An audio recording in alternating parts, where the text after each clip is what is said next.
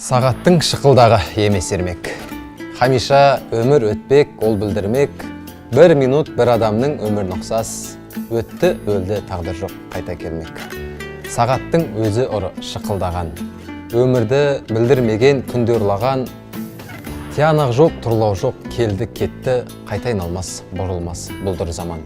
Өткен өмір белгісі осы сыбдыр, көңіліңді күнде сындыр, әлде тындыр. Ақыл анық байқаған қылығыңды, қу шыққансып, қарасып босқа бұлдыр.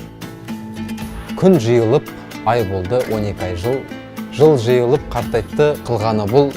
Сүйенген, сенген дәурен жалған болса, жалғаны жоқ тәңірім кеңшілік.